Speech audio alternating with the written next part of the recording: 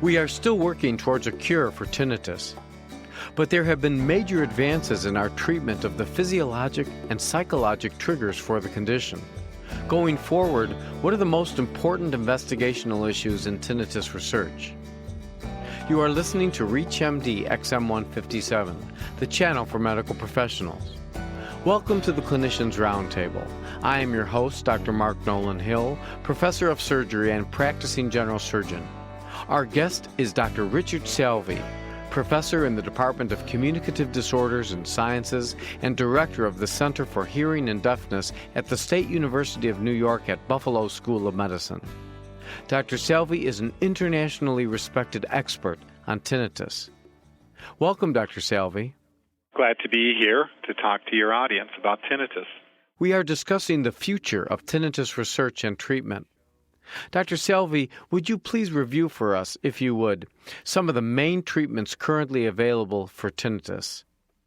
I would put the main treatment as being a combination of sound therapy, counseling, and education. And there are a number of these involve usually having a sound generator and coupled with counseling to the patient to reduce the anxiety associated with it and educating about the causes of tinnitus. Another very effective treatment would be the use of a hearing aid. If the patient has hearing loss, the hearing aid will amplify the sound in the environment, oftentimes to the point that it reduces the tinnitus perception, makes you largely unaware of it, and you get some hearing benefit. So these are very effective treatments that are currently available for patients. There are more experimental treatments that are out there right now.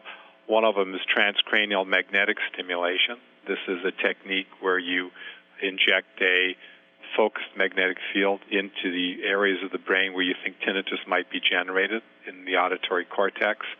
And this magnetic field basically sets up a miniature electric field and disrupts the tinnitus generator. This oftentimes will give relief for minutes, hours, or in some cases weeks or maybe even months. It's largely experimental right now, but may become more common in the future. We're waiting more results to see whether this is going to become more commonplace. Now, thinking about when I was a youngster, I had a transistor radio and an earplug, and the earplug never seemed loud enough, and it certainly didn't have good acoustics. But nowadays, you get these special earplugs in earphones that sound like you have a stereophonic speaker system right in your head. And with rock concerts that have such loud sounds and people driving in automobiles that have very fancy stereo systems, can we expect the number of cases of tinnitus to rise in the coming years? I think that's a very distinct possibility. I talked to some clinicians who claim that they're seeing young children with what are called noise notches, hearing losses in the 4 to 6 kilohertz range, and these are often associated with being around automobiles that have these very souped-up stereo systems in them, listening to music players at very high levels over long periods of time. These all expose young people to the risk of getting hearing loss at a very early age. And once this gets started, it's pretty much irreversible. On the market, there are some special headphones that are called noise-canceling headphones. Are these in any way related to some of the devices and theories used in tinnitus treatment? Yeah, the noise-canceling earphones are basically designed to capture sounds that sort of get through the earmuff. Once the sounds get past the earmuff, they put in an anti-sound that cancels the sound out. So it effectively gets rid of the sound by putting in an anti-sound that's 180 degrees out of phase. These are actually very effective for reducing low-frequency sounds in the environment. There's been some thought about using an anti-sound to suppress tinnitus, and this, in fact, might work if, in fact, tinnitus were generated in the inner ear.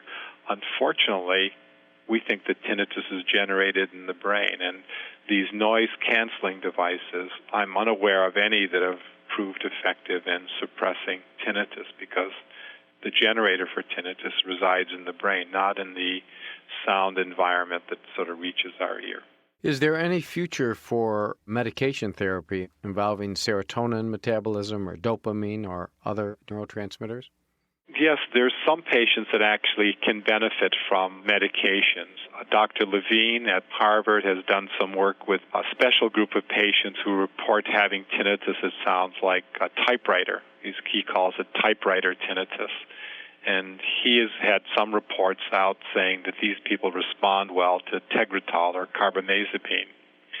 So there may be a subclass of people, tinnitus patients, that might be treated with drug therapies. Another drug company in Germany or Europe called Merz, M-E-R-Z, is experimenting with a compound that interfere with a glutamate receptor called the NMDA receptor, and they are working with the drugs that block the NMDA receptor. And these drugs are some of the same drugs that are used to treat Alzheimer's patients. One of the drugs is called Namenda, I think, that's used for Alzheimer's, and the compound Merz has. They're testing it out right now to see if it's effective for treating tinnitus patients. So Merz has clinical trials ongoing, and I have not seen the data yet for it, but they obviously are optimistic because they're running an expensive clinical trial to see if it's effective. I've heard anecdotal reports from some people that have tried these NMDA antagonists, and they say they have not had any benefit. I've heard reports from other people that they have proved beneficial, but we really need the large-scale clinical trials to see if they're effective. The other point that I would make about drug trials is there probably are drugs that work, but we have to find out which drugs work with which patient. So in the example I gave you with typewriter tinnitus, if you can categorize the tinnitus as being a particular type of tinnitus, you may have a drug that will work for that particular type of tinnitus. If you have just joined us, you are listening to the Clinicians Roundtable on ReachMD XM157. I am your host, Dr. Mark Nolan Hill, and our guest is Dr. Richard Salvi, professor in the Department of Communicative Disorders and Sciences and director of the Center for Hearing and Deafness at the State University of New York at Buffalo School of Medicine. Dr. Salvi is an internationally respected expert on tinnitus. We are discussing the future of tinnitus research and treatment. Dr. Salvi, are there any side effects to the current treatments? The sound therapies, there are very little side effects from it, and so I often recommend that because the side effects are really minimal. The downside to most of the sound therapy and counseling is they don't work instantaneously. It usually takes a matter of 6 months or a year for people to really experience significant benefit. The other treatment strategies that involve drugs, these always have some risks associated with them. So I would put them in the second line of our third line of approaches to treating tinnitus. I think it would be wise, most patients to start off with sound therapy and counseling because these have proven to be relatively effective for most patients. Do most commercial insurance companies cover treatment for tinnitus? Unfortunately, most insurance companies do not cover treatment for tinnitus. I think the problem is unrecognized, it's not considered significant, and it doesn't affect a large enough patient population, and has really not captured the attention of the healthcare professionals. This may be changing. The VA has programs now for military personnel that suffer from intractable tinnitus, and so there are some programs within the VA to treat patients at sort of the expense of the Veterans Administration hospitals. But this has taken a long time. I think it will take some years to get this approved by the health insurance companies. Are these devices using sound therapy very expensive? You're really paying for two things. You're paying for the counseling as well as the sound devices. And because the therapies run for 6 months to a year, they run upwards of about $2,500 up to $5,000 to $6,000. But many patients are more than willing to pay for the treatments because they feel that's very beneficial. You mentioned that there is research going on in many different countries as well as the United States. How is all of this coordinated? One of the means for coordinating this is an organization that started a few years ago in Europe. It's called the Tinnitus Research Initiative. They've made a strong effort to develop research teams that coordinate activities between Europe, Asia, South America, North America, and they've developed some working groups. And they've been very effective in terms of bringing researchers and clinicians together to try to push various treatment modalities and to develop the research programs to focus on different aspects of tinnitus. Are there multi-center extensive clinical trials underway to evaluate the longer-term ramifications of treatment for tinnitus?